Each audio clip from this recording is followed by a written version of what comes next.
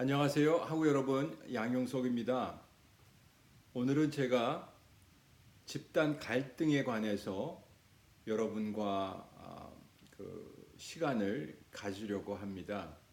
여러분들이 갖고 계신 책 4장 챕터 4 집단 갈등인데요. 여러분들이 시간이 되시면 한번 쭉 이 4장을 읽어보시면 많은 통찰을 얻을 수 있으리라 생각을 합니다. 이 책이 좋지만 특별히 그 4장 집단 갈등이라는 그 장은 무척 많은 유용한 정보를 지니고 있다고 생각합니다. 따라서 여러분들이 집단 갈등에 관해서 관심이 있으시다면 꼭 이 4장을 읽으시고 많은 도움을 받으시길 바랍니다. 저도 읽으면서 많은 도움이 됐기 때문에 제가 밑줄을 많이 쳤거든요. 그 밑줄 친 부분을 근거로 해서 여러분들과 오늘 한 시간을 같이 보내고자 합니다. 먼저 그 61페이지를 보시게 되면 이 저자는 갈등의 그 개념에 대해서 소개합니다. 그러면서 여러 학자들을 인용하면서 갈등을 크게 세 가지 의미로 설명해주고 있는데요. 그 첫 번째는 갈등이란 한 개인 내에 불일치되는 성향, 즉 심리적 딜레마를 의미한다라고 얘기하고 있습니다. 이를테면 개인에게 두 가지 이상의 역할 기대가 발생하여 하나의 역할 기대를 충족시키고자 할 때 다른 한 기대를 충족시키기 어려운 상태, 이러한 상태를 갈등이라고 표현할 수 있지요. 갈등에 대한 두 번째 의미는 그 갈등이란 노사 간의 쟁의나 또는 국가 간의 전쟁과 같이 둘 이상의 당사자들 간에 발생하는 관찰 가능한 반목이나 적대 행위 등을 의미한다.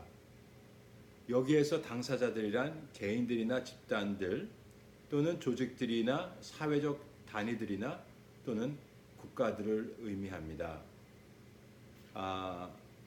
세 번째 그 갈등의 의미는 내면적인 불일치 행동에서부터 외현적인 불일치 행동으로 이동하는 역동적이고 순환적인 과정을 나타내기 위해 사용합니다. 예를 들어서 한 당사자가 관심을 나타내고 있는 상황에 대해서 상대방이 부정적으로 영향을 미쳤다고 지각하거나 또는 부정적으로 영향을 미치려고 한다는 것을 지각할 때 시작하는 과정, 또는 양립할 수 없는 목표나 생각이나 가치관이나 행동이나 또는 감정을 지닌 두 사람 이상의 상호작용하는 당사자들 사이에 연속적인 과정에 대한 개인적인 지각과 관련되어 있는 자연적인 현상을 갈등이라고 파악하고 있는 거죠.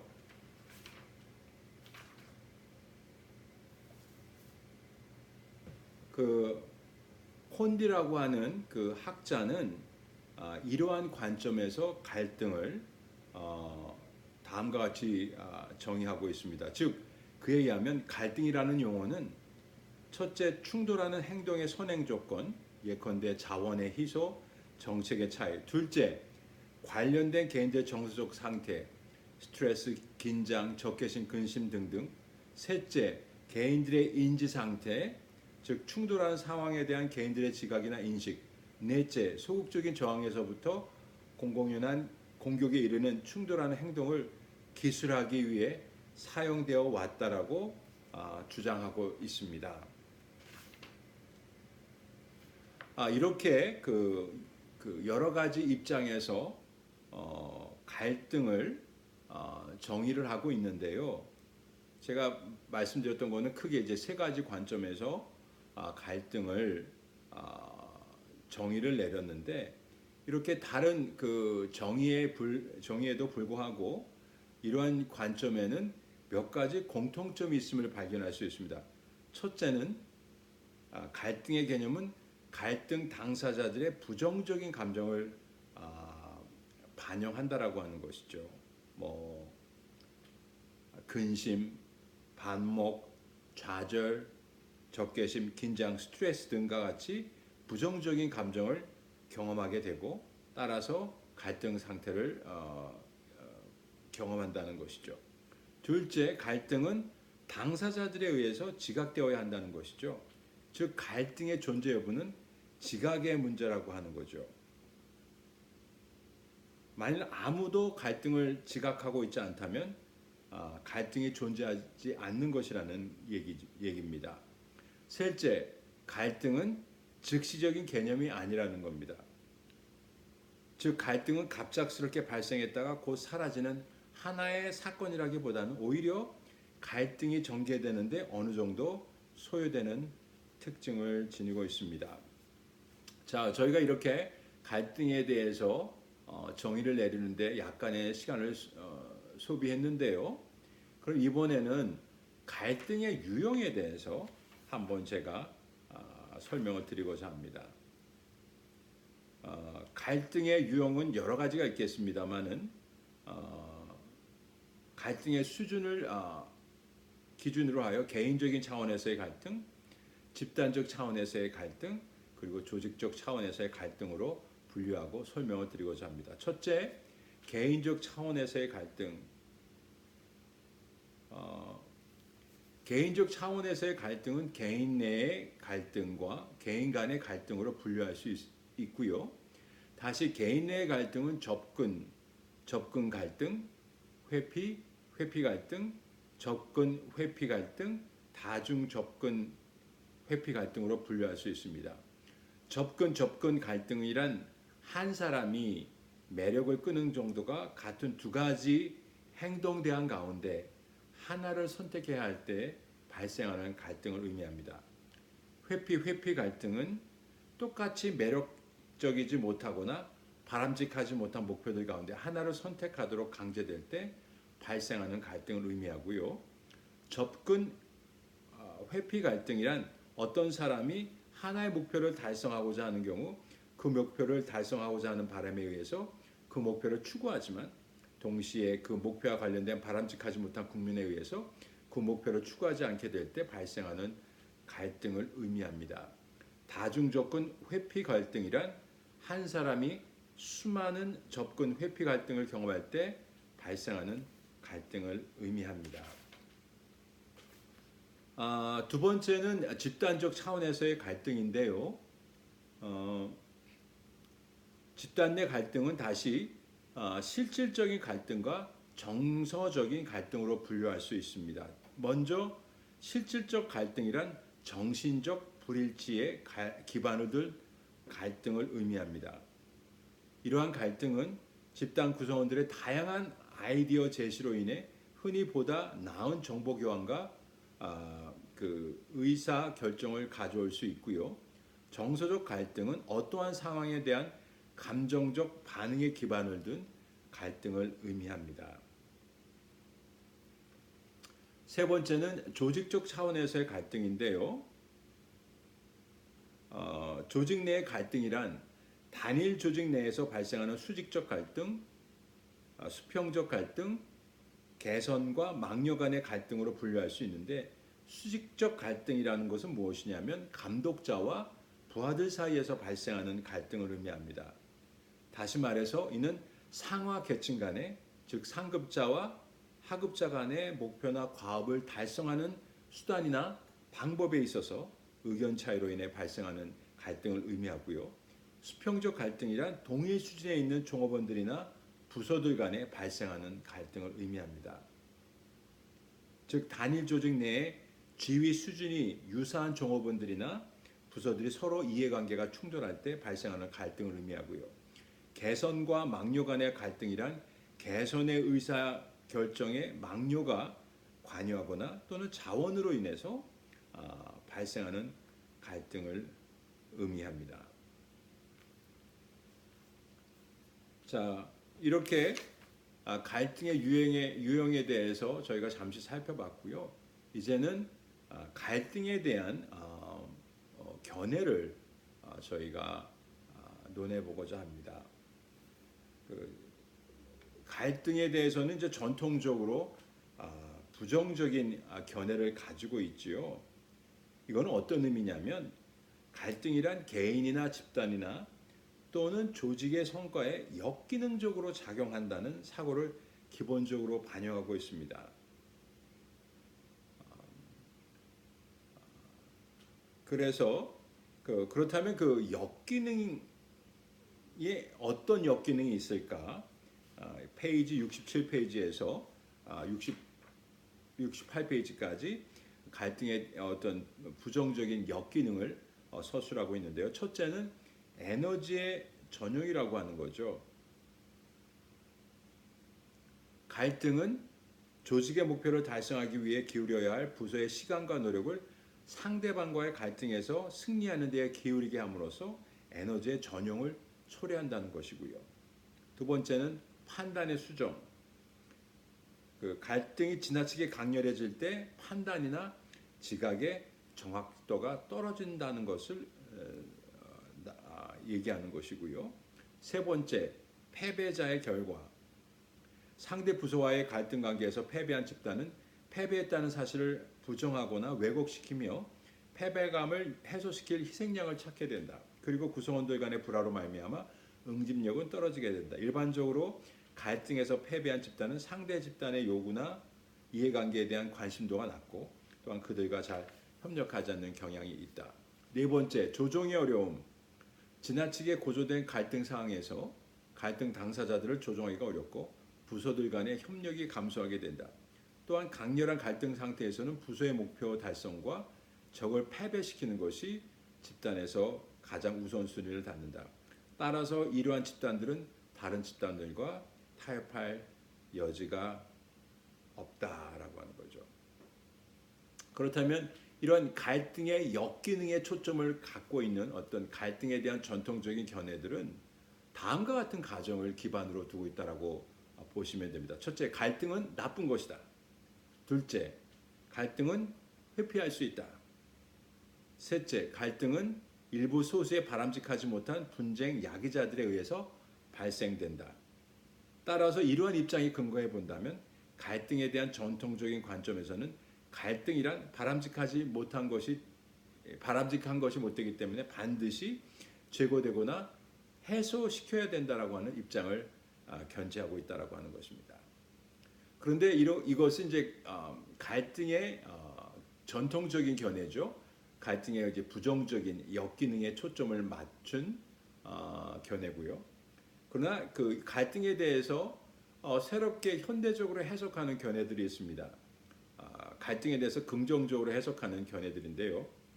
이것은 뭐냐면 갈등에 대한 그 갈등이라는 것은 반드시 조직의 역기능만으로 작용하는 것이 아니라 적정 수준에서 관리된다면 순기능으로도 작용할 수 있다라고 하는 사고를 반영하고 있는 것입니다. 그렇다면 그 갈등의 순기능이 무엇일까? 여기 이 책에서는 이렇게 설명하고 있습니다. 첫째, 능력 발휘. 갈등에 대한 반응으로 재능과 능력을 발휘하게 될 것이다라고 하는 거죠. 일반적으로 사람들은 갈등에 직면하게 될 경우 평상시 평화로운 상황에 비해 더욱 능력을 발휘하게 된다라고 하는 것입니다. 두 번째, 욕구 충족. 갈등은 다양한 심리적 욕구를 충족시켜 줄 수 있습니다. 사람들은 흔히 공격 욕구 등과 같은 일련의 욕구들을 타인들과의 토론 시 자신의 주장을 강력하게 피력함으로써 발산한다라고 하는 것이죠. 세 번째, 혁신과 변화를 도출할 수 있다.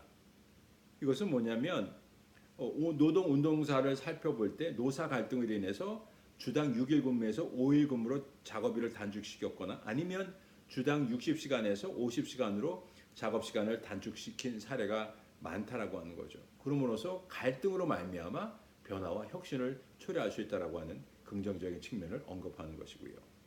네 번째, 청량제 역할. 자신의 직무에 권태감을 느끼는 사람들은 흔히 다른 사람들이나 다른 부서와 언쟁을 벌임으로써 새로운 활력을 찾을 수 있다는 것이죠. 다섯 번째, 정보 제공. 갈등은 조직의 문제점들을 진단할 수 있는 정보를 제공할 수 있다. 따라서 어떤 문제점으로 인하여 갈등을 경험한 관리자들은 이와 유사한 문제점들의 발생을 사전에 예방할 수 있다라고 합니다. 여섯 번째, 결속력을 증대시킵니다. 갈등의 결과라서 결속력이 더욱 강화될 것이다. 마치 어린아이들이 싸움을 한 후 우정이 더욱 돈독해지는 것 같이 갈등 당사자들이 만족하는 수준에서 갈등이 해소될 경우 흔히 당직자들 간의 결속력은 더욱 강화된다라고 하는 것이죠.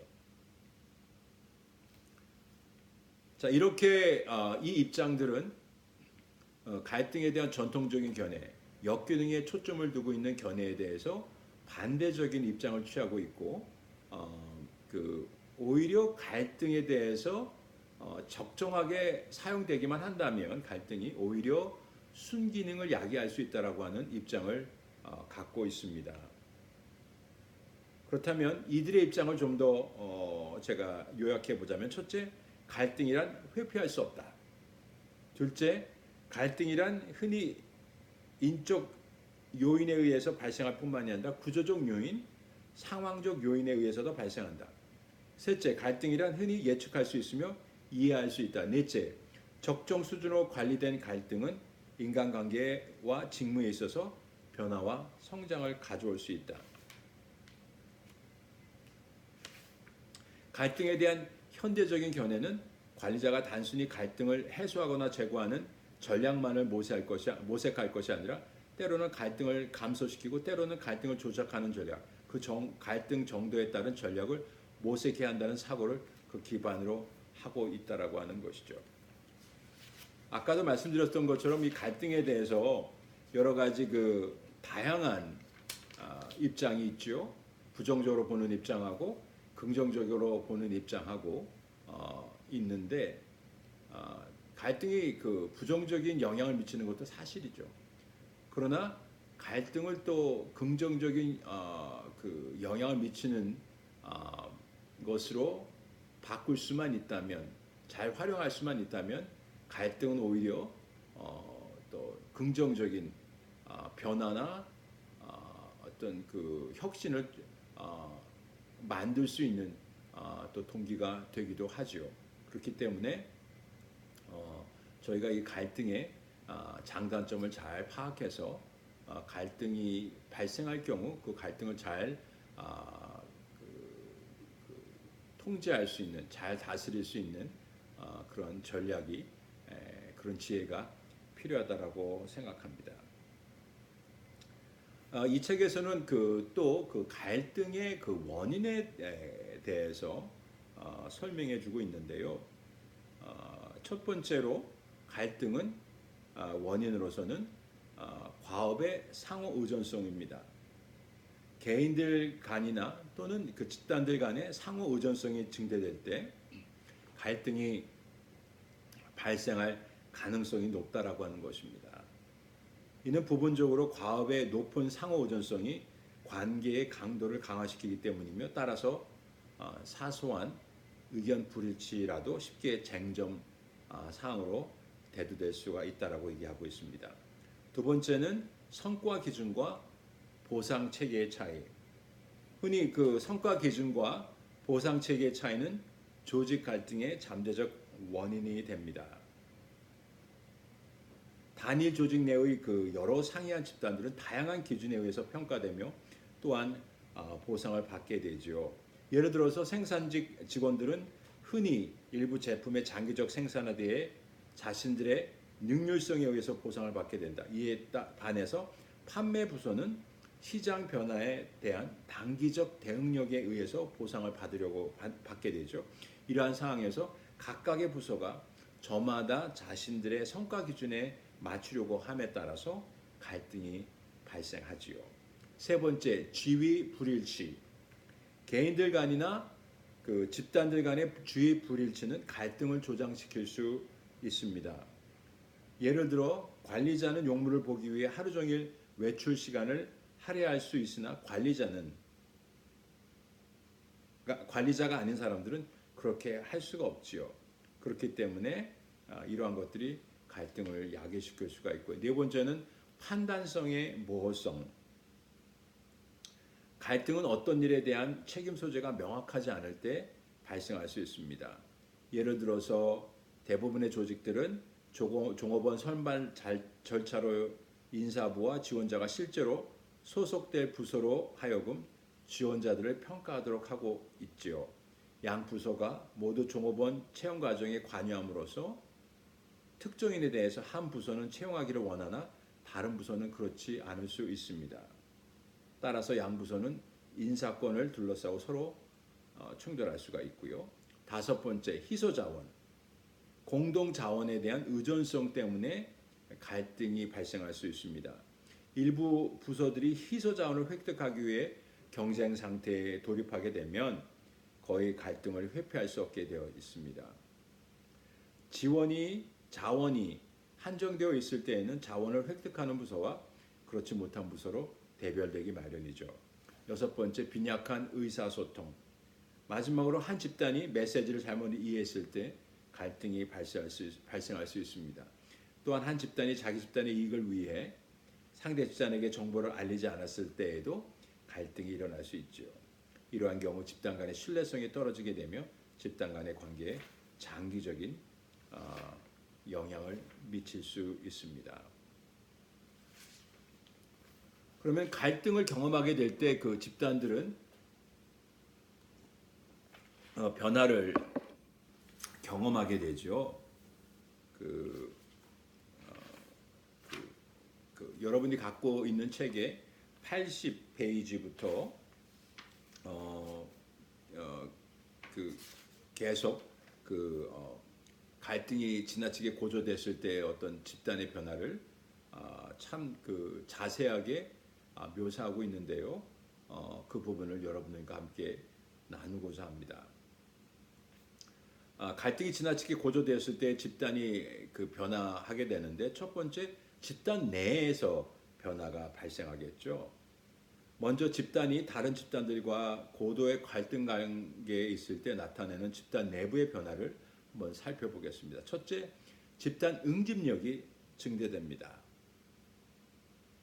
집단 응집력은 집단의 특성이지만 집단 구성원들의 개인적인 특성에 의해서 좌우될 수 있는데요. 만약 집단 구성원들이 유사한 가치관이나 태도나 또는 문화적 배경을 지니고 있다면 집단은 더욱 응집될 가능성이 있습니다. 일반적으로 경쟁이나 갈등이나 또는 외부로부터의 위협은 집단 구성원들을 하나의 단일체로 보다 긴밀하게 결속시키며 집단 구성원들 간의 단견심을 더욱 강화시키게 되죠. 또한 외부 집단과 갈등 상태에 있을 때 집단 구성원들은 외부의 갈등 대상 집단을 그 집단의 공동의적으로 간주하는 경향이 있고요. 이로 인해서 집단 구성원들 사이에는 동료 의식이 형성되고 나아가 집단 구성원들은 서로에게 매력을 느끼게 됩니다.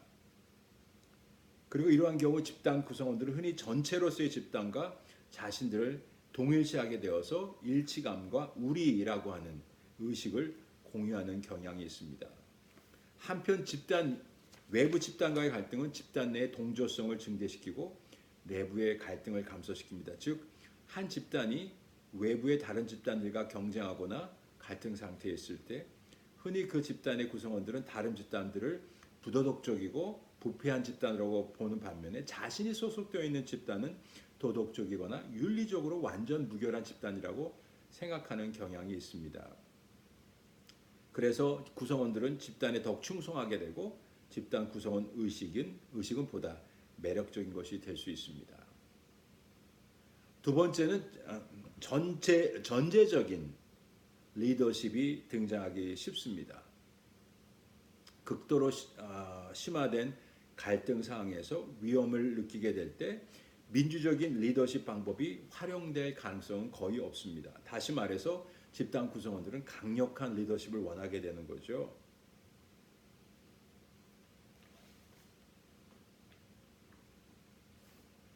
인간 중심적 리더십인 민주적 리더십은 집단이 위기에 처해 있을 때나 또는 그 외부 집단과 심한 갈등 상태에 있을 때에는 적합하지 못하죠. 집단이 그 위기에 처해 있을 때 리더에게 집단 구성원들의 의견과 조언을 일일이 반영하고 수많은 의견들을 충분히 조정할 수 있는 시간적 여유가 주어지지 않습니다. 그래서 집단이 위기를 경험할 때는 민주적 리더십보다는 전제적 리더십을 선호할 경향이 많은데요. 왜냐하면 일사불란한 상명하달식의 의사소통이 이루어지고 중요한 결정 사항에 대해서는 집단의 상층부가 독점적으로 결정하며 부하의 복종적인 태도를 요구하는 그러한 그러한 집단을 요구하기 때문이죠.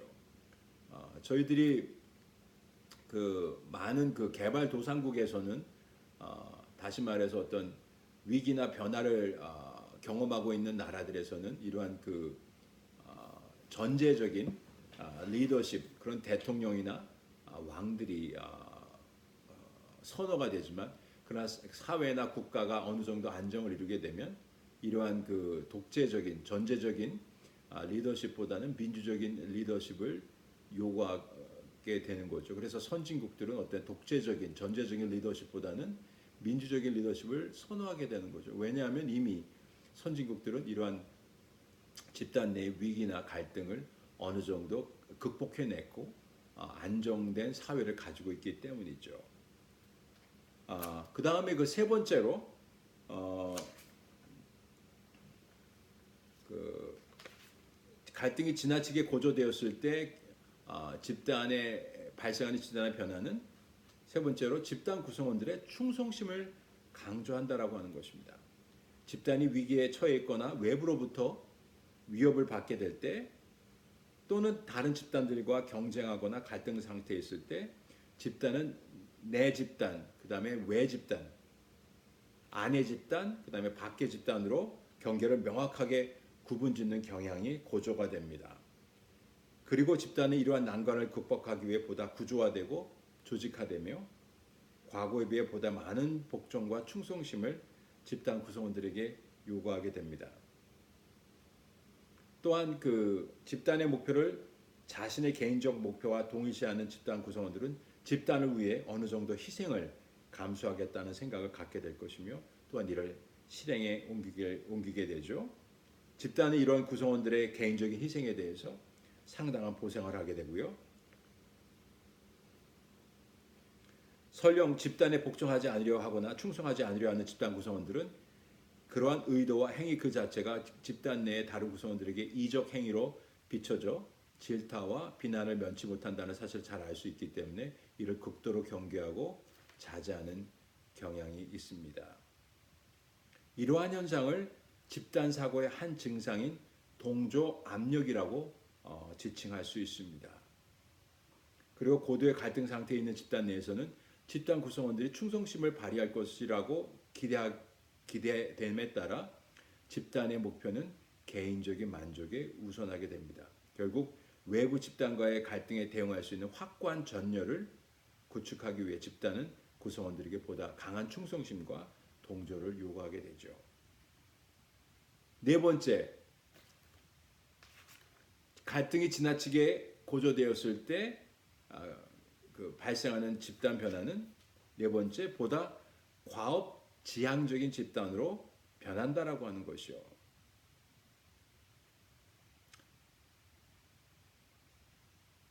지나친 다른 외 집단과의 지나친 갈등은 구성원들로 하여금 그 외 집단을 타도의 대상인 경쟁자 집단으로 인식하게 만들고 집단은 그러한 경쟁에 승리하기 위해 모든 노력을 경주하게 됩니다. 따라서 집단은 고도로 구조화되고 조직화되어 규칙과 절차를 엄격하게 적용하는 기계적 능률을 강조하는 경향이 있습니다.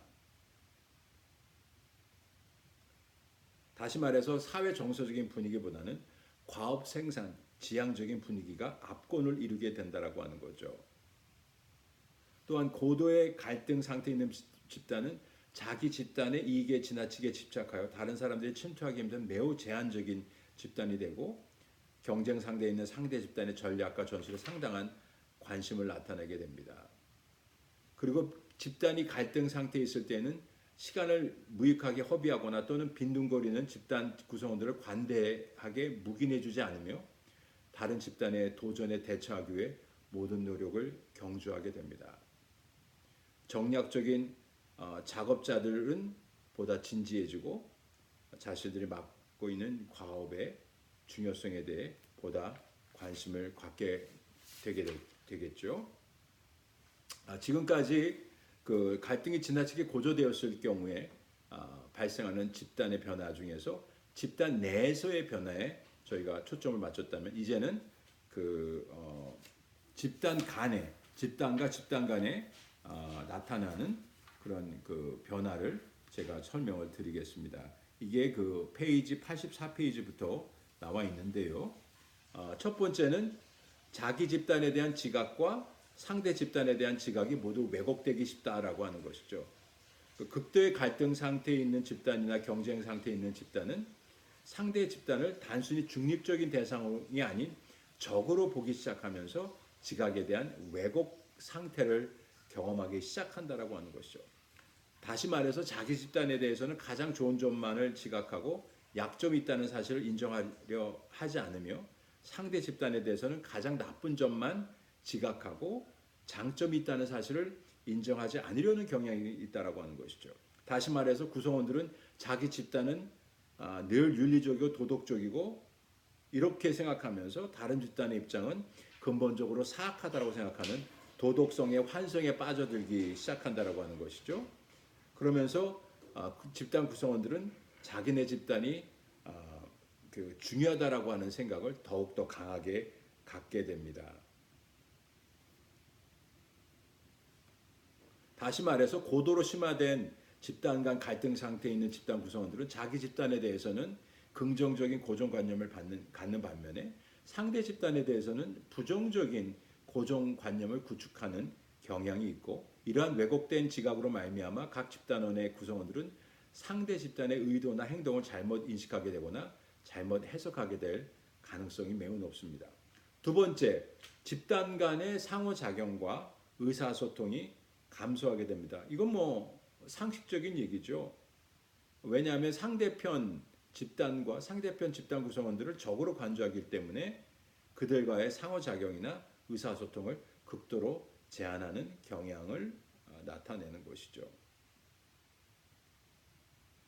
결국 집단 구성원들은 자신의 입장이나 편견을 지지하는 사람에게, 그 사람의 그 목소리에게만 귀를 기울이는 경향을 갖게 되는 것이죠. 다시 말해서 갈등 관계에 있는 집단 구성원들 간에는 경직된 분위기 속에서 피상적으로만 상호작용이 이루어지는 경향이 있습니다.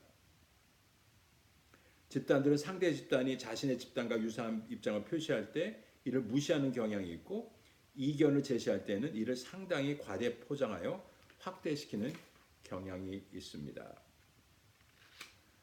세 번째로 집단 간에 발생하는 변화 세 번째는 뭐냐면, 상대 집단의 태도와 행동이 문제 해결에 지향해서 승과 패의 지향으로 전환된다고 하는 것입니다. 우리와 그들라고 하는 인식이 형성이 된다라고 하는 것이죠.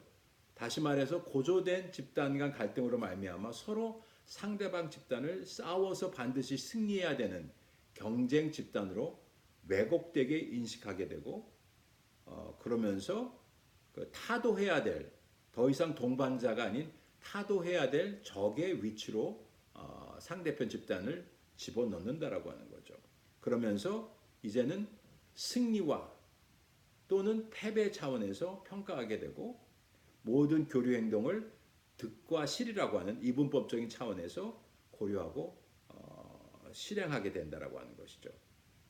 한편 갈등 당사자들은 단기적인 차원에서 갈등을 승리로 이끌었을 때 돌아오는 이점만을 강조하며 갈등으로 인한 집단 간 관계의 장기적인 결과를 소홀히 취급하는 경향이 있습니다. 상대방 집단을 부정적으로 바라보게 되면서 또 이런 부정적인 인식을 강화시킴으로써 집단 간의 공동체 의식은 붕괴되고, 단기적으로 상대 집단과의 모든 관계를 승과 패라고 하는 관점에서 평가하게 되며, 또한 모든 현상을 아전인수격으로 해석하는 그런 경향을 갖게 된다라고 하는 것입니다. 지금까지 갈등이 지나치게 고조되었을 때 발생하는 그 집단의 변화를 저희가 집단 내의 변화와 집단과 집단 간의 변화로 초점을 맞춰서 나누었는데요. 이제는 반대로 갈등이 지나치게 적을 때 발생하는 집단 변화에 대해서 간단하게 설명해 보겠습니다. 만약 갈등이 지나치게 적다면 집단은 첫째, 급격한 외부 환경 변화에 대한 적응력이 떨어지게 되겠죠. 집단 구성원들은 집단의 성장과 발전이라는 측면에서 심각하게 위기의식을 느끼지 못한다라고 하는 것이죠.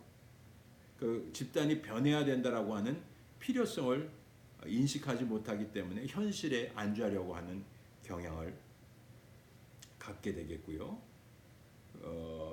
타성에 젖게 되고 매사에 무사안일로 일관하게 되고 외부 환경 변화에 무관심하게 되어 급속한 외부 환경 변화에 잘 적응하지 못하게 될 것입니다.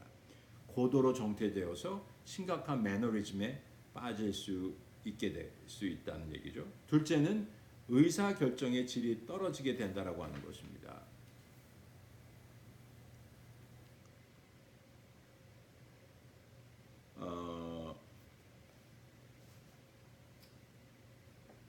그러니까 집단 구성원들이 변화와 혁신을 추구하지 않고 단지 동조와 안정을 추구하고자 할 때 집단은 도전을 받아들이고 새로운 기회를 모색하기보다는 오히려 경직되며 정체되고 새로운 아이디어를 말살하게 되어서 나아가 집단 의사결정의 질을 떨어뜨리는 경향이 있습니다. 그러므로 결국 매우 낮은 수준의 집단 간 갈등은 집단 의사결정의 질을 떨어뜨리는 결과를 초래할 가능성이 높습니다. 자, 이렇게 저희가 그 집단 내에서 아니면 집단 간에 갈등이 고조되었을 때, 그리고 갈등이 지나치게 없을 때의 상황에 대해서 저희가 묘사를 해봤는데요. 이제는 마지막으로 어떻게 이 갈등을 관리할 것이냐라고 하는 것에 대해서 저희가 좀 얘기를 나눌 수 있습니다. 제가 아까 말씀드렸던 것처럼 갈등이 그동안 부정적인 입장으로 해석되어지는 입장도 있었고 또 긍정적인 입장으로 해석되어지는 입장도 있다라고 제가 말씀을 드렸는데요. 따라서 이 갈등을 어떻게 관리하느냐, 어떻게 전략적으로 접근하느냐에 따라서 이것이 갈등의 정도를 조절할 수 있고 그것이 집단 내에서 아니면 집단과 집단 내에 어떤 새로운 변화를 일으킬 수도 있고 긍정적인 변화를 일으킬 수도 있고 부정적인 변화를 일으킬 수 있다라고 하는 것이죠. 그렇다면 어떻게 이 갈등을 관리할 것이냐, 이게 가장 중요한 문제라고 볼 수 있죠. 저희가 갈등을 다룸에 있어서 페이지 91페이지에서부터 95페이지에 걸쳐서 어떻게 갈등이 발생했을 때에 우리가 효과적으로 갈등을 잘 조절하고 통제하고 관리할 수 있을까라고 하는 그 내용이 적혀 있습니다. 첫 번째, 갈등이 지나치게 고조되었을 때의 전략.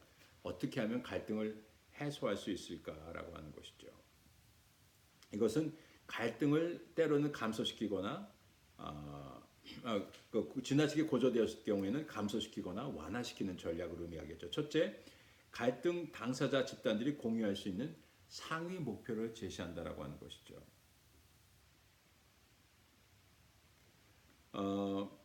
그들이 공유할 수 있는 상위 목표를 제시함으로써 이 갈등이 감소가 될 수 있는데요. 여기서 상위 목표란 둘 이상의 단위 집단에 의해서 달성되는 공동 목표로서 어느 합 집단의 노력만으로 달성될 수 없는 매우 매력적이고 협력을 필요로 하는 목표입니다. 둘째, 상관이 직접 갈등 당사자 집단들에게 갈등을 중단하도록 명령을 한다.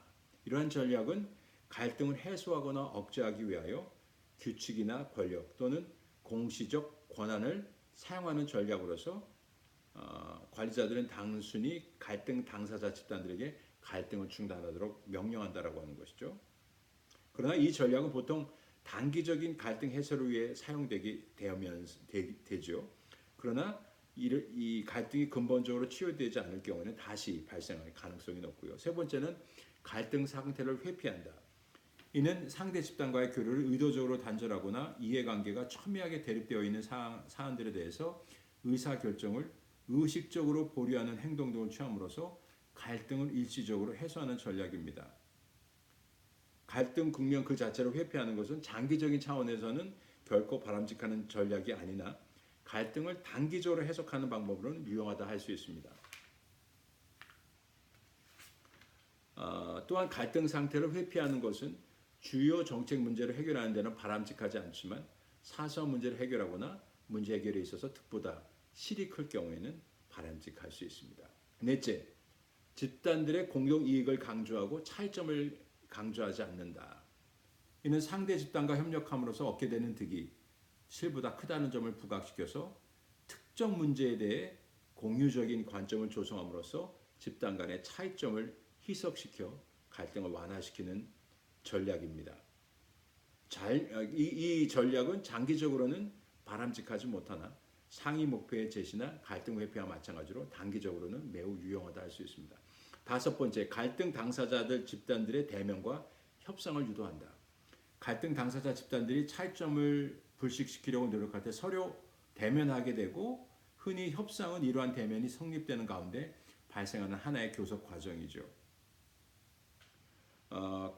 갈등 당사자 집단의 관리자들은 교섭 과정을 통해서 갈등을 야기시키는 문제들을 파악하고 또한 해결점을 모색하게 됩니다.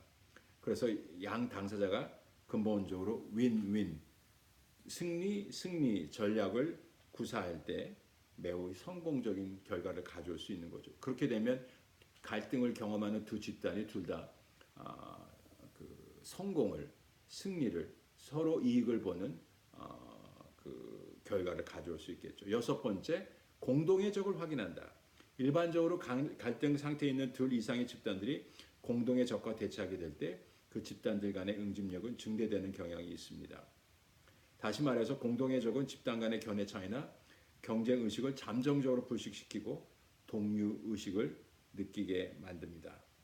그러나 공동의 적이 사라지게 되는 경우에는 집단 간의 차이점들이 다시 부각되어 갈등 상태로 환원될 가능성이 높지요. 일곱 번째, 집단 간 상호작용을 증대시킨다.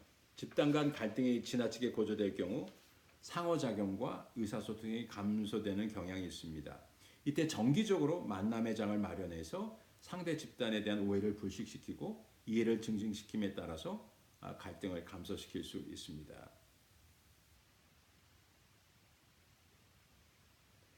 그러나 이러한 전략은 상대 집단에 대한 오해나 불신으로 인해 갈등이 야기된 경우에만 주로 유용하며 첨예한 이해관계의 대립으로 인해서 갈등이 야기된 경우에는 오히려 갈등의 골만 더 깊게 할 수 있으므로 상황에 맞게 선택해서 사용해야 되고요. 여덟 번째, 정기적으로 집단 구성원들을 교체한다. 집단 간 갈등이 고조될 경우 집단 내부의 응집력이 증대되어 상대 집단에 대한 부정적인 고정관념이 강화되고 갈등이 더욱 심화되는 경향이 있습니다.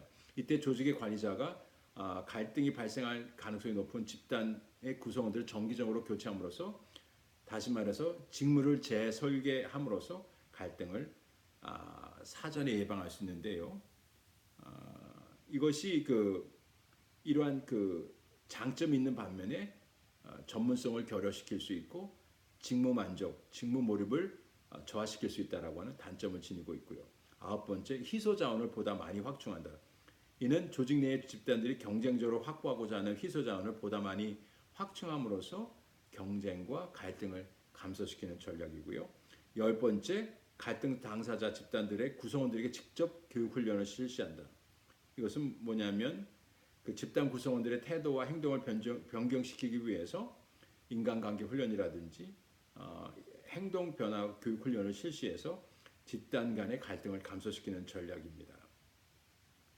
이러한 전략은 갈등 당사자 집단 구성원들의 태도와 행동을 직접적으로 변화시킴으로써 갈등을 근원적으로 해소할 수 있다라고 하는 장점은 있지만 비용과 시간이 많이 소모된다라고 하는 단점이 있습니다. 자, 지금까지 그 갈등이 지나치게 많을 때 어떻게 하면 갈등을 해소할 수 있을 것인가라는 그 전략에 대해서 말씀을 드렸는데 이제는 마지막으로 그 지나치게 갈등이 적을 때의 전략, 다시 말해서 아까는 갈등을 해소하는 전략이지만 이번에는 갈등을 조장하는 전략에 대해서 말씀을 드리겠습니다. 갈등 조작 전략은 그 집단 간 갈등이 지나치게 적을 경우에 활용될 수 있는 전략인데요. 주로 집단 정체성의 일소에 주안점을 두고 있습니다. 첫째, 이질적인 구성원을 집단에 유입시킨다. 변화와 개혁의 방향으로 이끌기 위해서 집단을 기존 집단 구성원들과는 전혀 다른 경험이나 배경 또는 가치관을 지닌 한 사람 이상의 구성원을 집단으로 유입시키는 것이죠. 그러면 새로운 자극자가 돼서 집단을 활성화시킬 수 있지만 반면에 집단 구성원들 간의 괴리감을 형성시킬 수 있다고 하는 단점도 있고요. 두 번째, 의사소통의 흐름을 변화시킨다.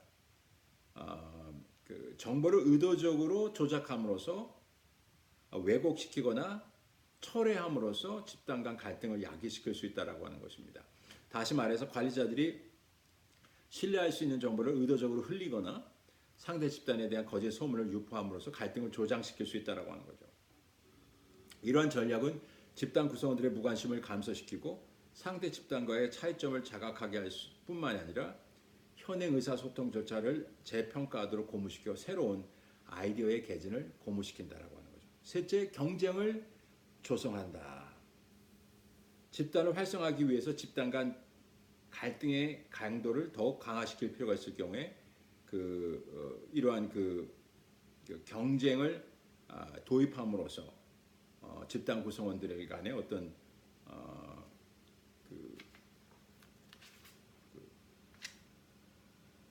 마치 경쟁을 조성함으로써 집단의 어떤 변화를 촉진시킨다라고 하는 것, 집단의 변화를. 자, 긴 시간 동안 저희가 갈등에 관해서 특별히 집단에서 발생하는 그 갈등에 관해서 저희가 얘기를 나누어 봤습니다. 많은 학자들의 이야기에 근거해서 얘기했는데요. 좀 어렵게 들었을지도 모르겠어요. 저희 학우들께서 아무래도 그 학자들의 그 견해와 이론에 근거해서 제가 설명을 드렸기 때문에 그 여러 가지 상세한 내용보다는 전체적인 그림을 가지고 제가 말씀드렸던 강의를 이해해 주시기 바랍니다. 갈등이라고 하는 것은 인간 삶 속에서 발생할 수밖에 없는 거죠. 저희가 피한다고 어느 정도 갈등을 피할 수는 있지만 어느 순간에는 강도의 차이는 있겠습니다만은 우리 집단 내에서 특별히 그 다양한 사고와 삶을 경험을 갖고 있는 개인들이 모여 형성된 집단 내에서는 갈등이 발생할 수밖에 없고 그 갈등이 집단 내에서 발생할 수도 있고 집단과 집단 간에 발생할 수도 있는 거죠. 그러니까 그동안 갈등이라고 하는 것을 부정적으로 역기능에 초점을 맞춰서 부정적으로 보는 관점이 있었던 반면에 갈등을 현대적으로 바라보는 견해가 있죠. 긍정적으로 갈등을 잘만 활용한다면 오히려 집단 내의 그 새로운 변화와 긍정적인 결과를 초래할 수 있다라고 하는 견해도 저희가 받고 이 갈등이 지나치게 많을 경우 집단 내 아니면 집단 간에 갈등이 지나치게 적을 경우 집단 내 집단 간에 저희가 어떻게 하면 이 갈등을 관리할 수 있는가에 대한 얘기를 전략에 대해서 저희가 나누어 봤습니다. 단지 이론적으로 저희가 이것을 이해할 뿐만이 아니라 저희가 속해 있는 집단, 가정이라든지 공동체라든지 교회라든지 학교라든지 저희가 속해 있는 국가라든지 등등 이것을 적용해 본다면 많은 통찰력을 저희들에게 시사해주고 어떻게 이러한 갈등을 해결할 수 있을까, 관리해 나갈 수 있을까, 통제해 나갈 수 있을까라고 하는 그 방향성을 제시해 줄 수 있을 거라고 생각을 합니다. 제가 온라인상으로 또 이 제가 오늘 한 강의에 대해서 질문을 개인 질문과 토론 질문을 드릴 테니까 여러분들께서 여러분들의 생각을 자유롭게 온라인상으로 나누어 주시기 바랍니다. 감사합니다.